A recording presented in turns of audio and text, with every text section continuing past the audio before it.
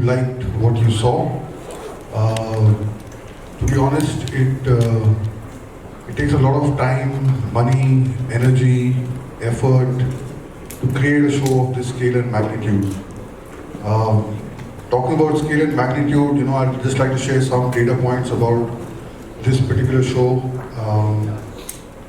We are very proud that, it's amazing that these numbers that I'm going to share with you are actually real. The show has done, between chapter 1 and chapter 2, we've got about 1.6 billion. Let me repeat, it's not million, but billion views. 160 million people have seen this show. They are unique viewers of this particular show. And interestingly, of that 60 million of them actually come from Maharashtra and the NCR region alone.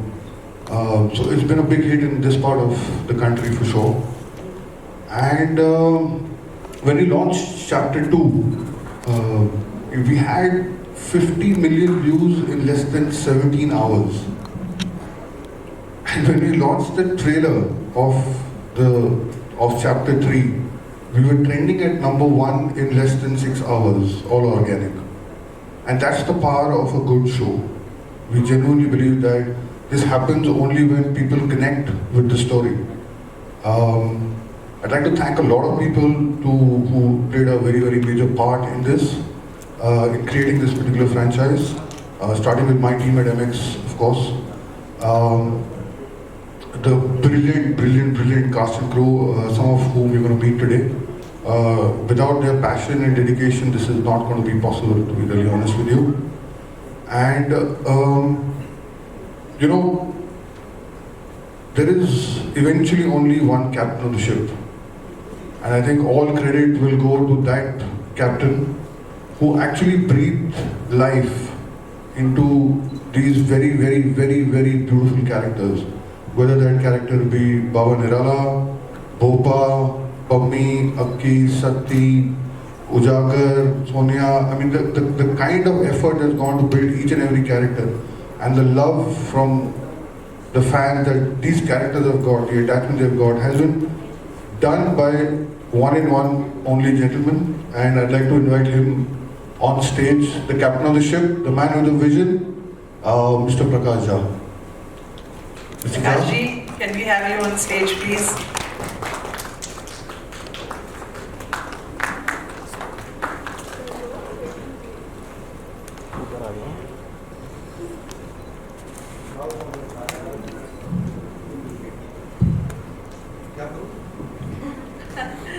Sir, season 3 के बारे में बता दीजिए। ये तीसरा है। अभी पिछले साल भर से जहां भी जाओ ये पूछे तो तीसरा कब आ रहा है, तो तीसरा आ रहा है अभी 3 तारीख को तीसरा। और मुझे तो बड़ा आनंद आया काम करने में। थैंक्स टू MX प्लेयर, उनकी टीम, उनका विश्वास और support. And I was very, very fortunate to have wonderful cast and crew. Bobby Deol, Chandan, Aditi, Isha, ये सब लोग तो आए हैं, बाकी भी जितने भी थे सब बहुत लगन के साथ काम किया। और बाकी तो आप लोग जब सवाल पूछेंगे तो जवाब दे ही दूंगा,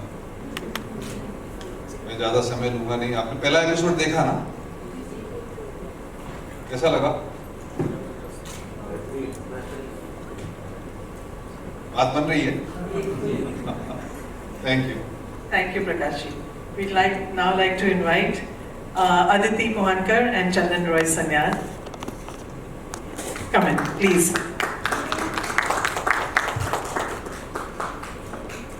And the new entrant in our series, Isha Gupta. देखिए,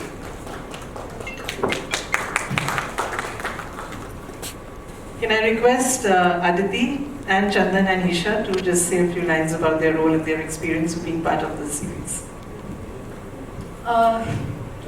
Jump now. I would start with probably just a very big warm gratitude with all my heart towards Prakash sir, who believed in me that I could play this part. I didn't think so, honestly, because being a wrestler was something I felt was unimaginable for me. Yeah, and making that effort and from the beginning, the faith that sir had in me, I think that was my only motivation.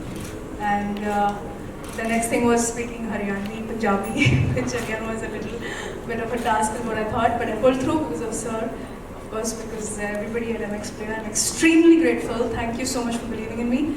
And I think what is happening with Pammi is now you're going to really see a different side of her, because everybody is at a certain point operating from a certain emotion, and when it flips, its intensity increases, and that's what I would say happens with Pammi now. And it's going to be very exciting because the chemistry between Baba, Pammi and Bhopa will bring a very new flavor to this series now with the season 3.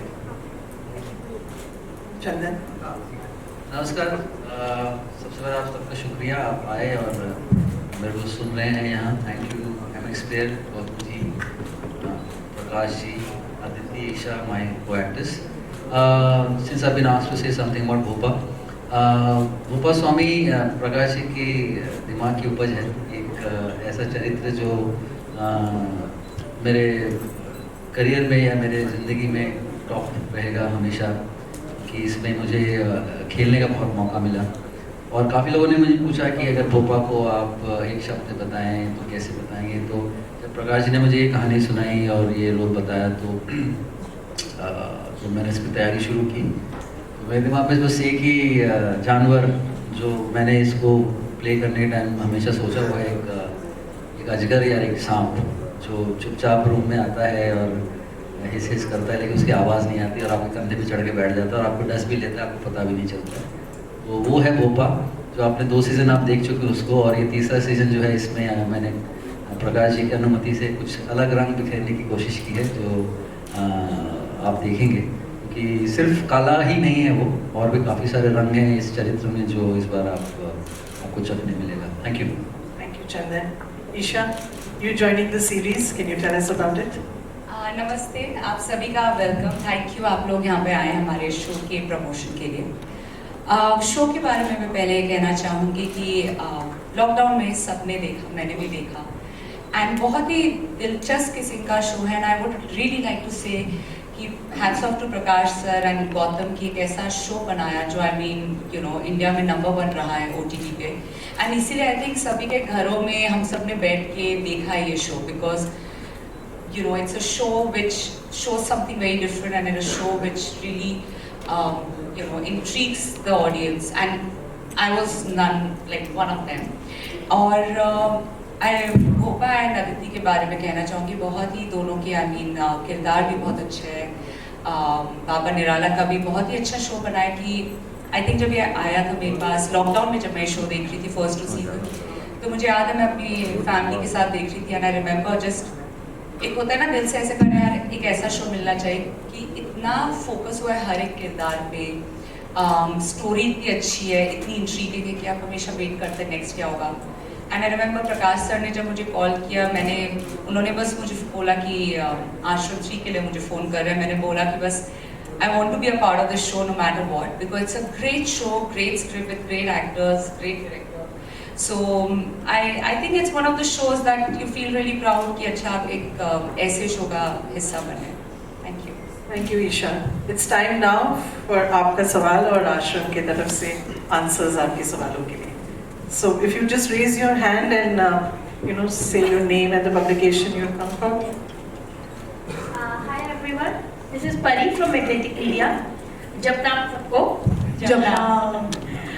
First of all मैं पूछना चाहूँगी भोपा जी से कि sir जब ये ऐसा एक role मिलता है जिसमें आपको लोगों से नफरत मिले, तो वो एक लोगों के सामने प्रेजेंट करने में कितना टफ रहता है? एक्चुअली करते टाइम तो मैं ये नहीं सोचता कि मुझे कितनी नफरत या कितना प्यार मिलेगा. Like to be sort of disconnected from the appreciation or reception one character would get or not. Because कोई भी किरदार आप करते टाइम ही नहीं सोच सकते कि इसको ऐसा बनाऊंगा कि लोग मुझे नफरत करने लगे. बट येस, ये कैरेक्टर जो है, like I said, it's very dark. It's character जो है जिसमें मुझे एक्चुअली सोशल मीडिया में बहुत गालियाँ पड़ी हैं. मतलब मेरे पेज पे लोग आके गालियाँ दे के चले जाते हैं. मैं लाइक भी कर देता हूँ उनको, थैंक यू वेरी मच. क्योंकि मुझे लगता है कि एक अभिनेता के लिए बहुत मज़ेदार चीज़ है कि आप एक किरदार करते हुए आप एक दर्शक के ऐसे चीज़ों को छू लेते हैं.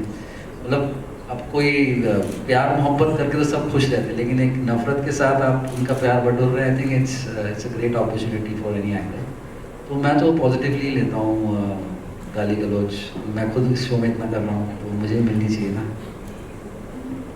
ईशा मैम, आपसे पूछना चाहूँगी, पहले 2 सीजन जैसे आपने बताया कि आपने देखे हैं और हम सबने भी देखे हैं और काफ़ी फेवरेट शो है ये सबका.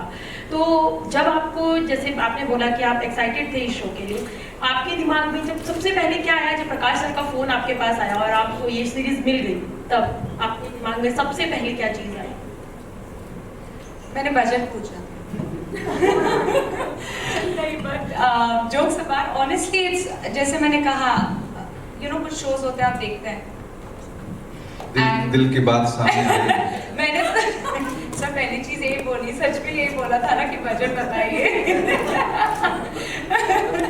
बट देखिए, आप अगर ऐसा कोई शो देखते, जैसे मैंने बोला, अब खासकर OTT का फायदा ये हो गया है कि वो जो एक स्टैगनेंट जो हमारी स्टोरी चलती है ना, वो नहीं चलती है OTT में. इट्स नॉट कि लोग एक्सपेरिमेंट करते हैं, बट हमें पता है कि ज़्यादा ऑडियंस के पास पहुंचेगा. स्पेशली चैनल्स लाइक MX, जाओ, आपको पैसे नहीं लगते. तो मुझे पता है मेरे लिए वो शो बहुत इम्पॉर्टेंट है. जो एक तो पहली चीज़, हम किसी भी, मेरे लिए तो एटलीस्ट मैं, मेरी सिस्टर और my parents way watching together.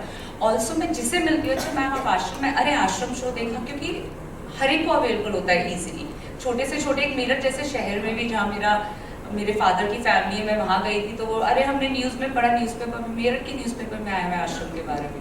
तो it was one of those things कि आपको पता है कि अच्छा, इंडिया के छोटे से छोटे शहर में भी जाएंगे, वहाँ पे भी जिसके पास भी नेटवर्क है वो MX पे आश्रम देख रहा है. एंड मैं वो चाहती हूँ कि मैं ऐसा प्रोजेक्ट करूँ कि मुझे पता है कि एक छोटे से शहर, जैसे मेरठ तो चले तब भी बड़ा शहर है, मगर मैं चाहती हूँ कोई रामपुर भी जाए तब भी देखे कि अच्छा हाँ, आश्रम में ये सब होता है. तो I think it was one of those things that it's such a good opportunity that I did not want to miss it. Hello, हाँ, मैं नवभारत टाइम्स से हूँ, सरोज दुलिया. मैंने दोनों सीरीज की देखी हैं, मुझे काफ़ी अच्छी लगी और काफ़ी मतलब बांध के रखती हैं.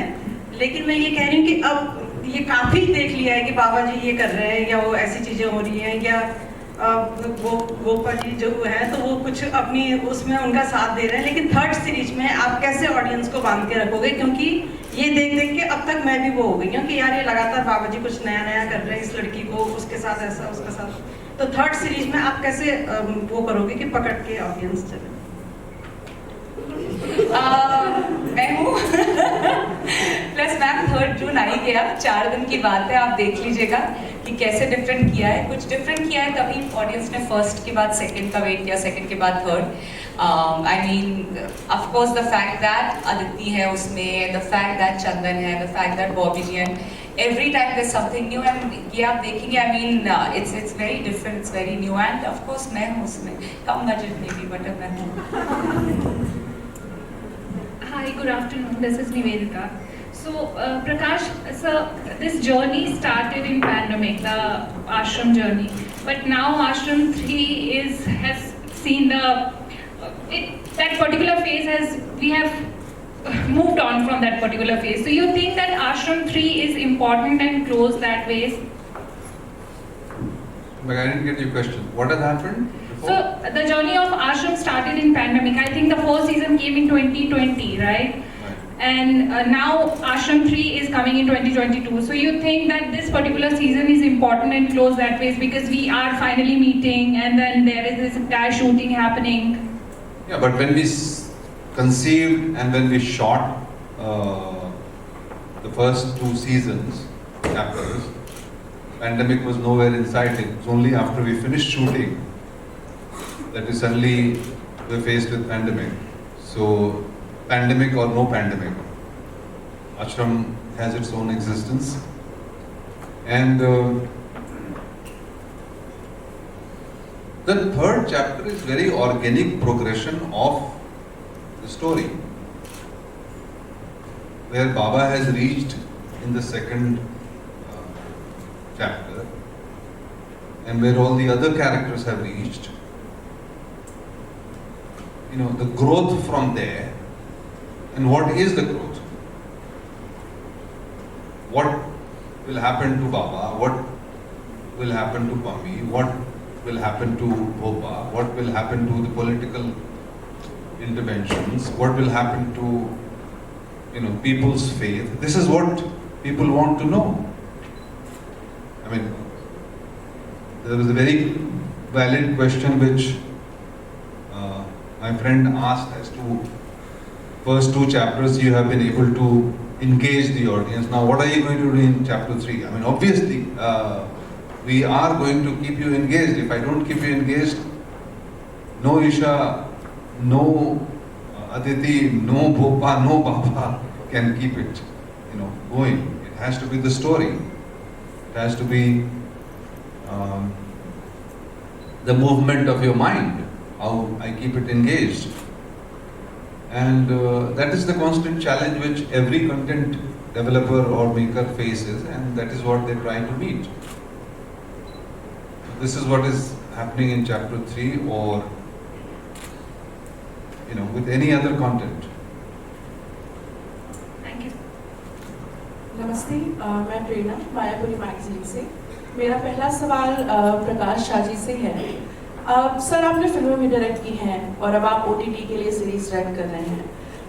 एक निर्देशक के तौर पर आप जब OTT के लिए कोई सीरीज, जैसे आप आश्रम डायरेक्ट कर रहे हैं, आप किस तरह की क्रिएटिव इंडिपेंडेंस ले पाते हैं? एक डायरेक्टर के तौर पर आपको क्या फर्क नजर आता है? जैसे अभी बॉलीवुड में आप फिल्मों की परफॉर्मेंस देख रहे हैं, कैसी रही है, और आप आश्रम को देखते हैं जिसने वेब सीरीज के तौर पर बहुत अच्छा किया है, तो आपको ये डिफरेंस क्रिएटिवली भी और अदरवाइज भी आप इसको कैसे देखते हैं एक डायरेक्टर के तौर पर जब आप इसे मेरे लिए वेब सीरीज हो या फिल्म हो, फिल्म ही है।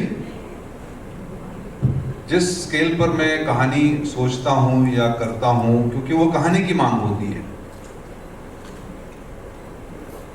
जिस स्केल पे राजनीति बनाई थी, और मैंने ही परीक्षा भी फिल्म बनाई जो सिर्फ 4 लोगों के बीच में कहानी घूमती है, और फिर ये आश्रम, क्योंकि आश्रम की जो परिकल्पना है आपके मन में, जो आपके पास रेफरेंसेस हैं, जो पब्लिक डोमेन में चीजें हैं, आप देखते हैं कि ऐसे बाबा लोग जब बैठते हैं और घूमते हैं, या इनके जो आश्रम होते हैं वो बड़े दिखावे वाले होते हैं, बड़े बहुत सारे लोग, बहुत बड़ा हुजूम हमेशा इनके आसपास घूमता रहता है। तो वो उस परिकल्पना को मैं तोड़ नहीं सकता, बल्कि उसको उससे बड़ा बना करके दिखा सकता हूं।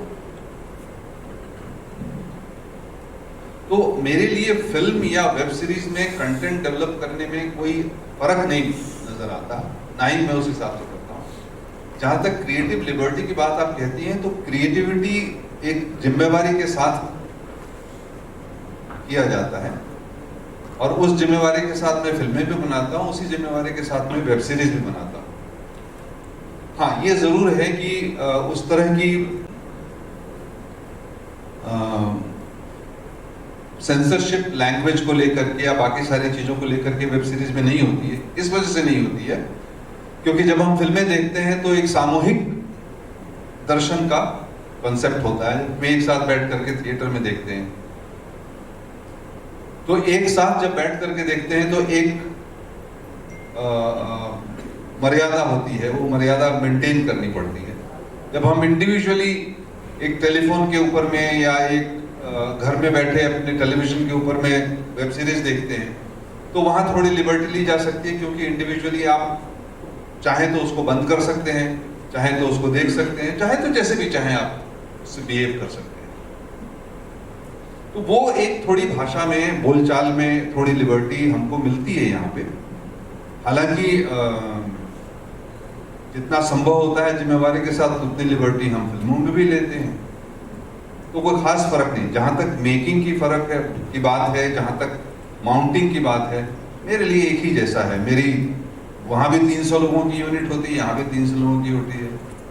जब तक 1000-1500 लोग मेरे सेट पे नहीं होते, मुझे लगता ही नहीं कि शूटिंग चल रही है। तो मेरा काम तो वैसे ही चलता है। Thank you sir. मेरा एक और सवाल है गौतम से। अभी आप देख रहे हैं कि लॉकडाउन के समय से ही OTT प्लेटफॉर्म्स में बहुत ज़्यादा इजाफा हुआ, कई सारे शोज आए। अभी जो सैचुरेशन है, लोगों के पास इतने ज़्यादा विकल्प हैं देखने के लिए, आप जाइए, आप लॉग इन करिए, आपको बहुत सारे प्लेटफॉर्म्स मिल जाएंगे। नाम नहीं लूँगी बट एवरीबडी नोज। ऐसे में एक OTT प्लेटफॉर्म के तौर पर आप इस सैचुरेशन से कैसे बाहर निकलेंगे? कैसे आप दर्शकों को वहाँ तक ज़्यादा से ज़्यादा दर्शकों तक पहुँचेंगे और वहाँ अपनी पहुँच बनाए रखेंगे? तो वो आपकी स्ट्रैटेजी क्या है? उसी वजह से तो मेरे पास आते हैं। नहीं, to be honest with you, I think saturation ये सिर्फ हमारे माइंड में है। We got our monthly actives are more than 100 million. Our country is a time-rich, money-poor country, and that is a fact, which basically means that there is a lot of time available with people. If your content is currently, we are an AVOD platform, therefore it is available for free. Therefore, the barrier to consumption is very, very low. That means that ये saturation, क्योंकि हम शायद इस circle में घूमते हैं तो हमको लगता है कि रोज एक नया शो आ रहा है, बट वो शो बहुत लोगों तक पहुंचता है ये ज़रूरी नहीं है। MX Player after YouTube is probably the largest distributed platform ever, and the fact that we are free, we have democratized content to be viewed. Premium content for free is actually not available anywhere else. तो जब आप कहते हैं कि saturation है, मेरे और हमारी कंपनी के हिसाब से सैचुरेशन बहुत दूर है। There is a lot of people who are still dying for a lot of content. They want to watch content, but it is not yet democratized because a lot of it is behind a paywall. And India is not yet ready to pay for content yet, at least, is what our theory is. Free works in this country best. लोगों को तो रोज चाहिए नया मसाला, रोज चाहिए उनको। आपको पता है गांव-गांव में लोग मतलब आधा दिन उनका निकल जाता है कैसे करके बैटरी चार्ज करें अपने फोन की। फिर उसके बाद वो जगह ढूंढते हैं टीले के ऊपर में जहां नेटवर्क मिलेगा। तो आधे दिन काम करते हैं, आधे दिन देखते हैं, और फ्री में मिलता है डेटा। तो उनका रूटीन ही है उनकी, और उनको रोज चाहिए। You'll be surprised that data कभी-कभी जब खत्म हो जाता है तो लोग 12 बजे की वेट करते हैं और 12:15 बजे फिर से शुरू हो जाते हैं। So we see those spikes in data when we analyze all of it. So to be really honest with you, saturation is very, very far away. Prakash sir, आपसे सवाल है कि पर्सनली आप किसी बाबा को फॉलो करते हैं या ऐसे लोगों से दूर ही रहते हैं? फॉलो करते हैं तो मैं तो आगे पीछे देख लेता हूँ कितने लोग मुझे फॉलो कर रहे हैं। मैं ईमानदारी से, जो हमारे यहाँ सच्चा अध्यात्म है, और शब्द बेकार करना इस्तेमाल करना, सच्चा हमारे यहाँ अध्यात्म है, और जो शक्ति मिलती है ध्यान करने से,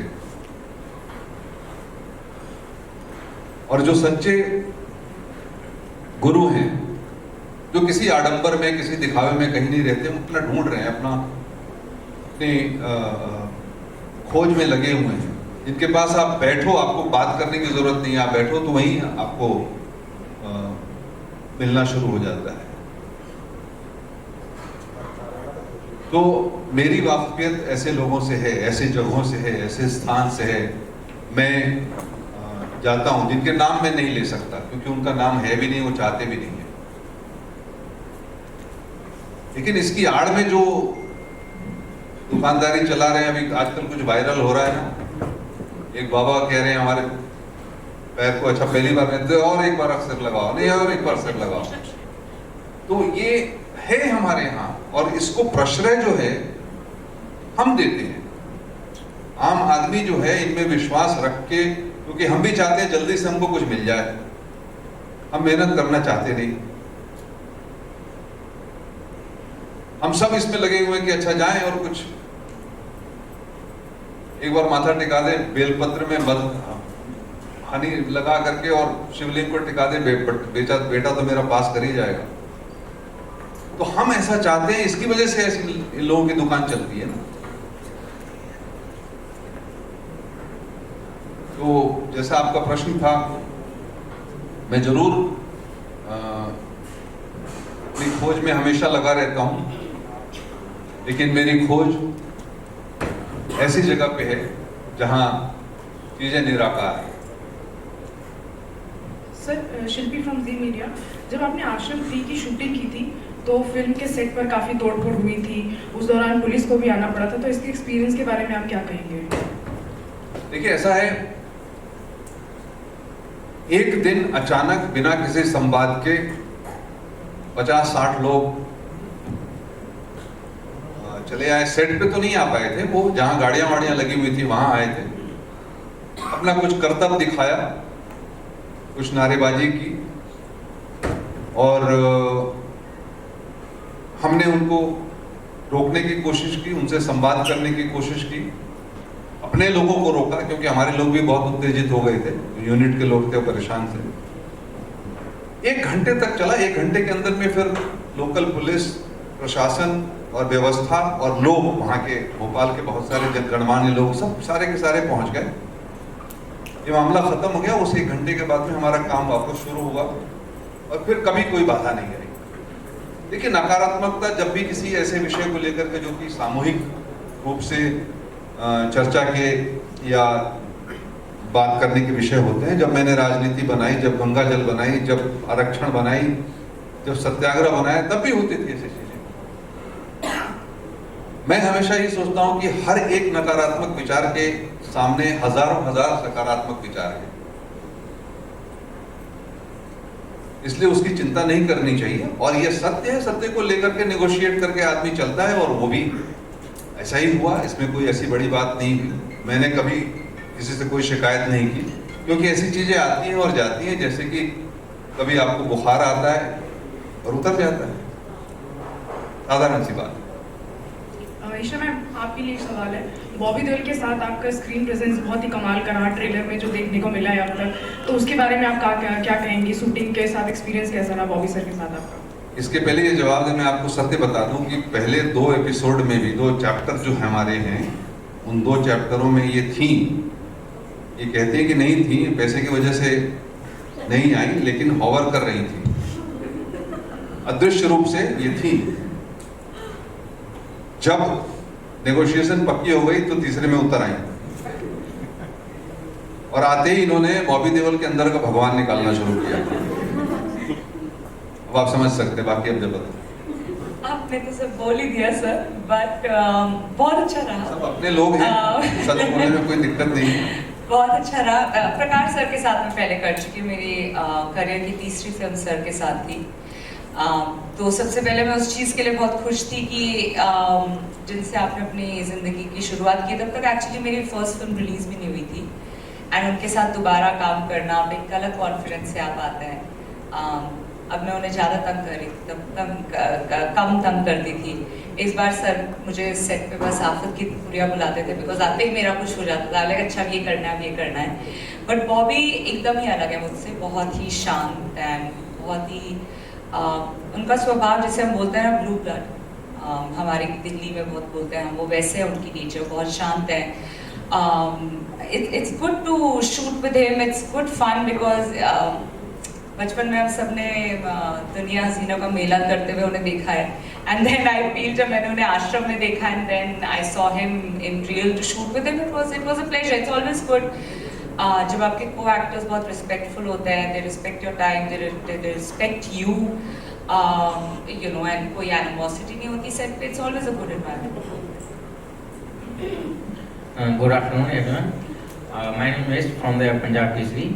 सर, मेरा एक कुछ जो सवाल है ये कि जैसे अभी देश में, हमारे देश जो है वो हिंदुत्व भावनाओं को लेकर के काफ़ी हुआ है, और अभी कहीं न कहीं देश में हिंदू भावना को लेकर जो आश्रम में जो भावना लोगों की जुड़ी है हमारे देश में। एक सेकंड जरा सा, आपने पूरे के पूरे एपिसोड में हिंदू शब्द कहीं इस्तेमाल हुआ है?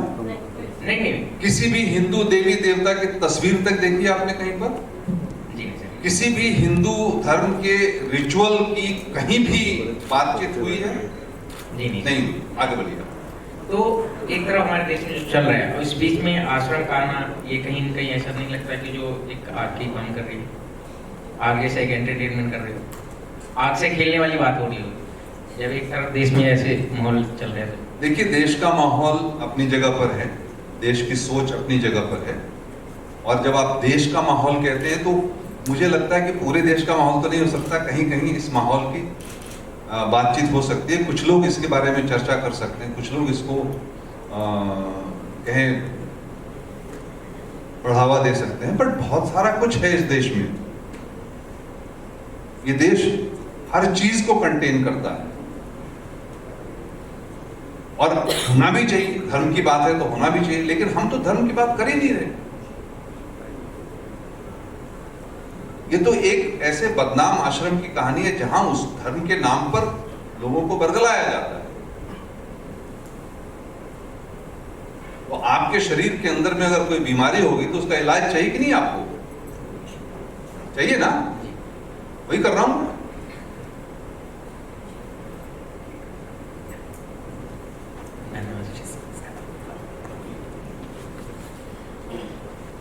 हेलो सर, मेरा नाम रेनू है और सबसे पहले तो मैं आपको थैंक यू बोलना चाहूँगी।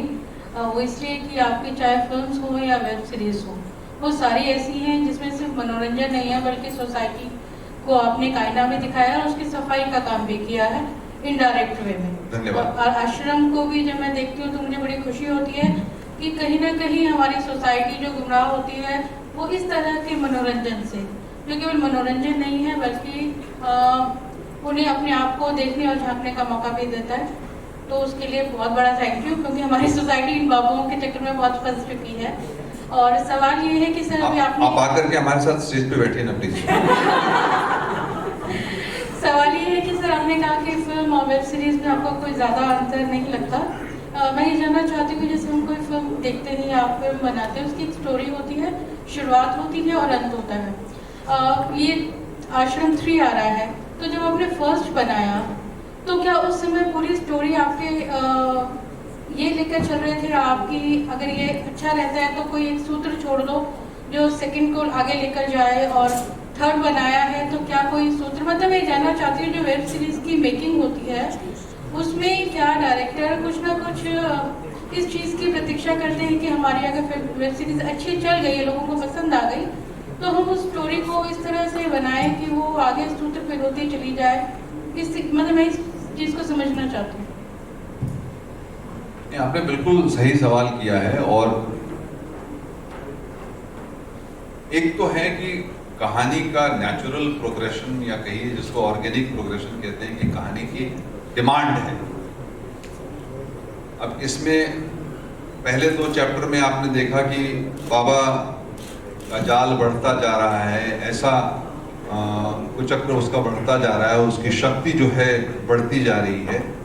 तो अब आपके मन में बात आएगी कि इस शक्ति का इस्तेमाल कैसे करेगा वो, और इसका इस्तेमाल अगर वो तीसरे चैप्टर में करता है और एक ऐसे मुकाम पे पहुंचता है जहाँ की प्रचंड हो गया है, तो आपके मन में बात आएगी कि अच्छा इसके बाद क्या हो सकता है, कोई शक्ति इतना शक्तिशाली हो जाए तो क्या होगा उसके बाद। तो ये चीजें जैसे आपके दिमाग में आती है वैसे हमारे दिमाग में भी आती है। और बाकी तो सूत्र छोड़ने की बात, तो सूत्र ना भी छूटा रहे तो हम छुड़वा देते हैं, उसमें क्या दिक्कत है। लेकिन एक कहानी की अपनी डिमांड होती है, कहानी की मांग होती है, और फिर इसमें कई भी नए चैप्टर आ सकते हैं। अब इसी आश्रम को अगर फिर बढ़ाना होगा तो कोई नया आयाम आएगा, कोई नई बात आएगी, उसको लेकर के बढ़ सकती है बात। लेकिन जब तक आपके मस्तिष्क को इंगेज करके रखूंगा तब तक ही बात बनेगी। और जब आपको लगने लगेगा कि अच्छा ये तो रिपीट हो रही है बात, और ये तो हो चुकी है बात, या ये और क्या हम देख रहे हैं, या इसमें मजा नहीं आ रहा, तो खत्म हो जाएगी चीज।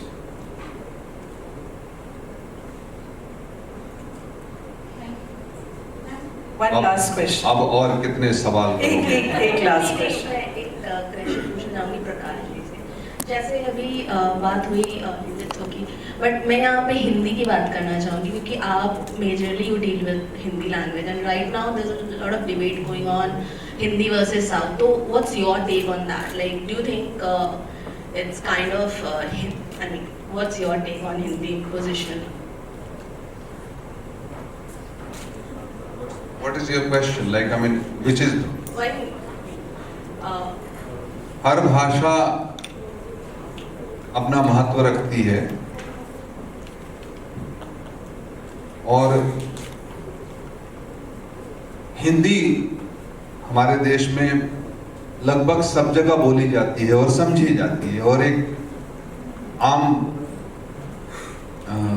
परिचालन की भाषा है. तो उसका अपना स्थान है उसी वजह से.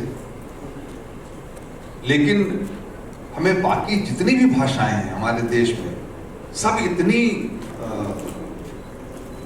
संपुष्ट हैं, सुदृढ़ हैं, गंभीर हैं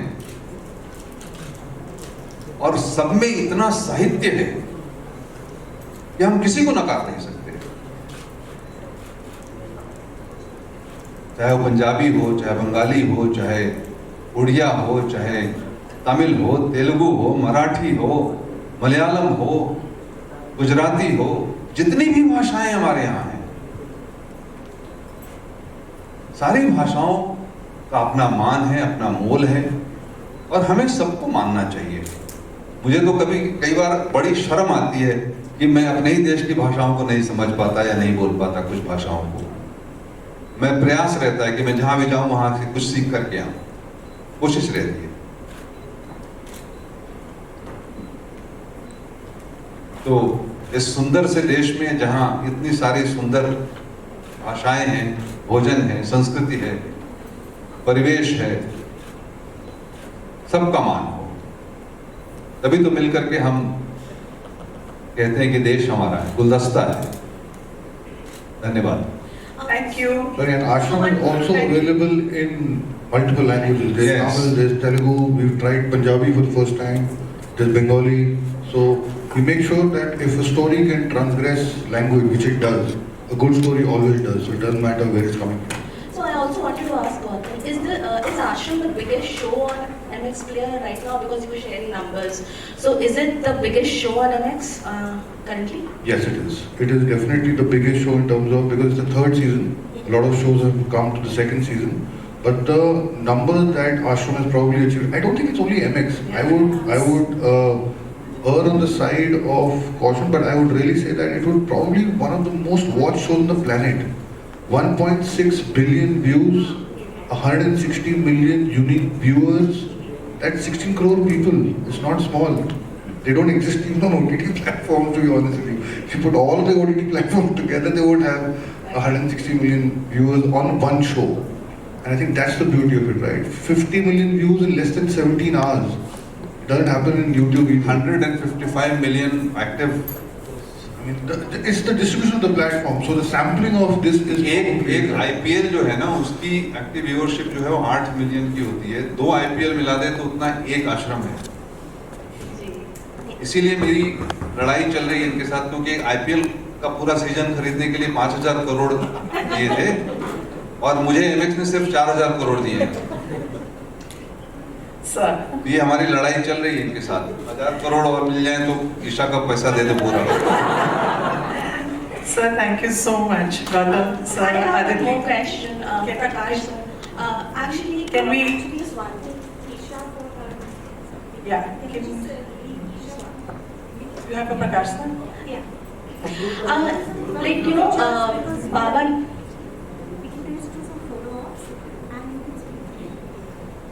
Prakash sir is here. Yeah. We'll just wrap up with the photo ops and then we will. Yeah. Thank you so much.